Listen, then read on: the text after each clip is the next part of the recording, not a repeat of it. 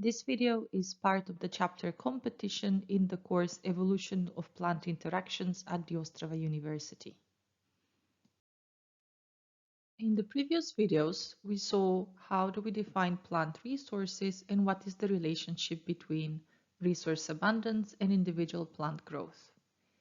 Now let's see how this knowledge is incorporated in evolutionary and ecological models that study plant competition for resources. There are plenty of theoretical models that incorporate competitive interaction among organisms, whether they're plants or other, which use different mathematical and statistical tools. These models are designed to answer different questions. But bear in mind what we discussed during the course introduction. All models are false, but some are useful. All models are based on simplifying assumptions, which make their analysis and interpretation simple. These assumptions are, however, unrealistic. So the conclusions of any model need to be interpreted with caution, as they're only valid as long as the underlying assumptions are not too far from the truth. In the next few videos, we will see in detail the Tillman's models based on the resource ratio hypothesis, or R star, which was already introduced. The main questions we can answer with these models is how competition structures the ecological communities. More specifically, the models aim to explain the species diversity, abundance, as well as why some plant strategies are better than others in given environments. Let's start by revising the simplest resource ratio model that we have already seen. Namely, what happens when one species grows in a habitat that is limited by one resource. You already know that as population size increases, resource levels decrease. Obviously, the population also suffers some losses as the plants tend to die from natural or unnatural causes. At any given moment, the rate of change in the population biomass can be expressed as population growth minus the loss of plants. And mathematically, this is how we write it. Before we go any further, you can now open the envelopes I've given you. Go on, pause the video and look inside the envelopes.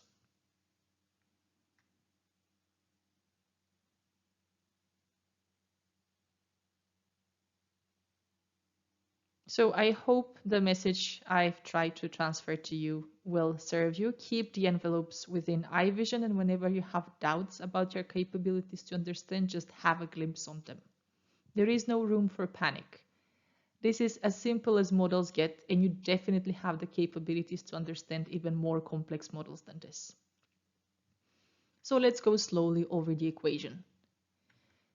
dB over dt gives the change in population biomass over time. It simply tells us by how much biomass increased or decreased in between two consecutive moments. If the population is growing, this value is positive. If the population is decreasing in size, this value is negative. The growth is a function of resource availability. The expression simply gives us the shape of this curve, which in this case is a logistic growth curve. And finally, in this model, we assume that the loss rate is a constant, denoted m, and does not change over time or as a function of the resource. So what happens when the growth rate, dB over dt, is equal to 0? When the growth rate is 0, the population is at equilibrium. It does not grow and it does not decrease in size. Obviously, individual plants are still growing or being lost, but on the population level, the growth rate is equal to its loss rate. When the population is at equilibrium, the resource level is at R star. It is the minimal resource level that supports population stably. We already saw that if the resource drops below this level, the population will decrease its size, and if it is above this level, the population can increase its size. Now let's see what happens when we add one more species that competes for the same resource but has different growth patterns. Our original species is on the left in blue and the new one will be in green. When grown alone, the green species has a lower growth rate, a lower population size at equilibrium, as well as lower R star compared to the blue species. It can be sustained at lower minimal levels of the same resource. So what happens when the two species are competing simultaneously for the same resource? At the beginning, when the resource is abundant in the environment, the species that grows faster, in this case the blue one, will grow very quickly and reduce the resource concentration in the habitat. Eventually, the resource will arrive at the blue R star level and the blue species will stop growing. The species in green, which has a slower growth rate, would not grow a lot during this period. But once the blue R star is reached, the growth dynamic changes.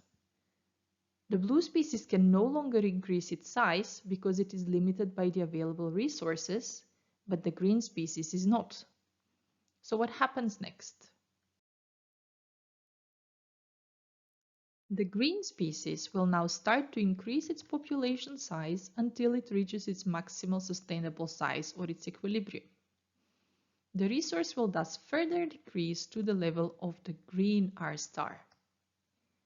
And finally, the blue species will be eliminated because it requires more resources for its growth than what the habitat can provide. So when two species are competing for the same resource, the species with the lower requirement for the resource will eventually outcompete and eliminate the other, according to Tillman's R-star model.